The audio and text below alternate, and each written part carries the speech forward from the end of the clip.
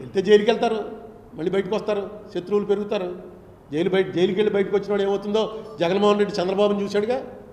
చంద్రబాబుని జైలుకి వెళ్ళిన రోజునే ఇక్కడ ప్రెస్ మీట్ చెప్పాను, మారిపోయింది అబ్బాయి నీదని, నీ స్టోరీ మారిపోయింది, చంద్రబాబు నాయుడు జైలుకి వెళ్ళడం అనేది నీ జీవితంలో చేసిన పెద్ద తప్పు అని.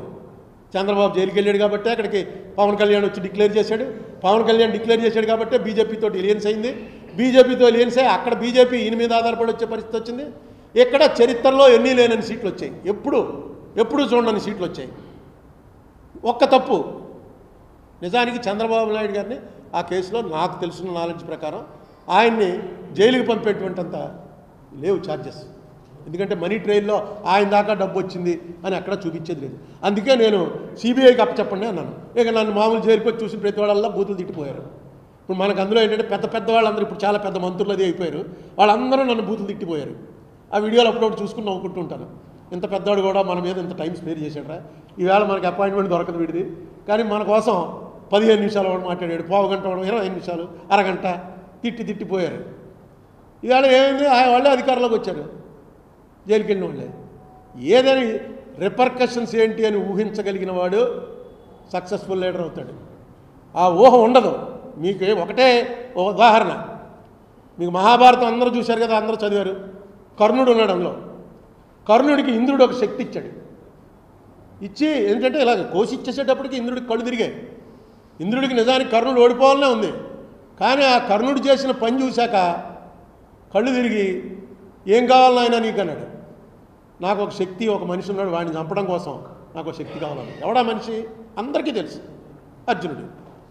అర్జునుడిని చంపడం కోసం శక్తి అడిగాడు.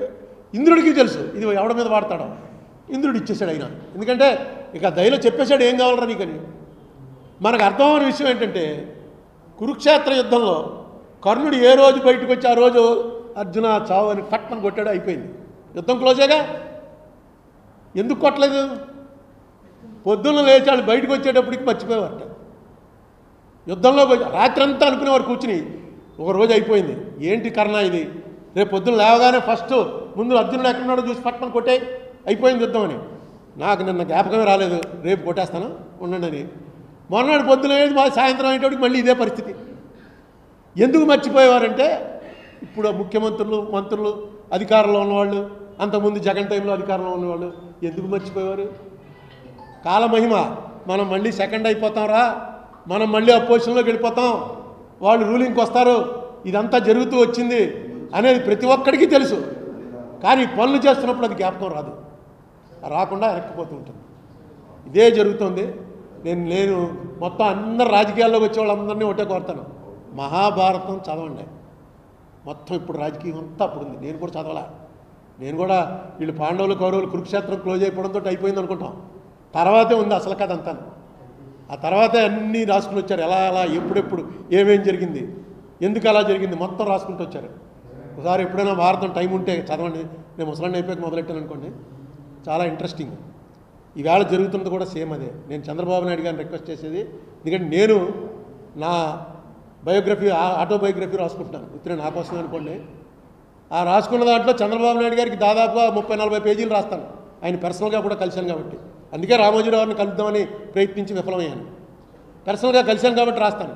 రాసే దాంట్లో నేను ఆరోపణలు చేయగలను, కానీ మీరు తప్పు చేశారని దానికి ఆధారం ఇది అనడానికి ఆధారం లేదు. ఇందులో మాత్రం దొరికారు. ఇది ఎందుకు తప్పు చేశారో ఇలాంటి తప్పులు ఇంక రిపీట్ అవనివ్వకండి. రేపు 11వ తారీఖున మా దాంట్లో కూడా మీరు మీ ఇమీడియట్ మీ అడ్వకేట్స్, మీ కౌన్సిల్ని ఆదేశించండి. కరెక్ట్, ఏది న్యాయం, ఏది ధర్మం, అది ఎఫిడేవిట్ చేయండి. ఇక్కడ మళ్ళీ మీరు అభిమానం, దాన్ని ఏమంటారు, ఇచ్చిపుచ్చుకోవడాలు, నేను నాకు వాళ్ళు ఉపకారం చేశారు కాబట్టి నేను వీళ్ళకి ఉపకారం చేయాలి, అవి రానికండి. అది ఈ స్టేజ్లో మీకు అనవసరం. మీరు ఇంత 75 ఏళ్ళు వచ్చి మీకు ఇంత పేరు, భారతదేశంలో ఇంత పేరు వచ్చి ఇన్నిసార్లు ముఖ్యమంత్రి అయ్యి అలాంటి బలహీనతగా మాత్రం లొంకండి. ధర్మం వైపు, చట్టం వైపు ఉండండి. Thank you.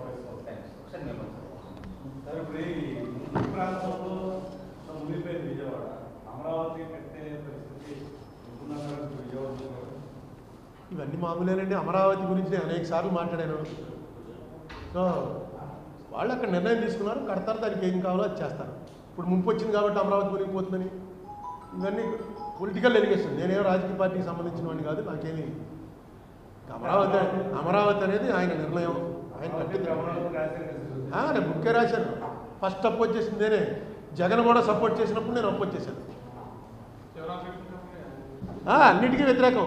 అబ్బో చాలాసార్లు అయ్యింది.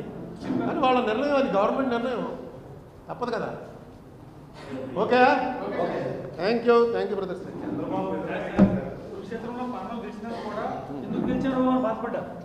మామూలుగా ఒక పేజీ మాట్లాడతారు.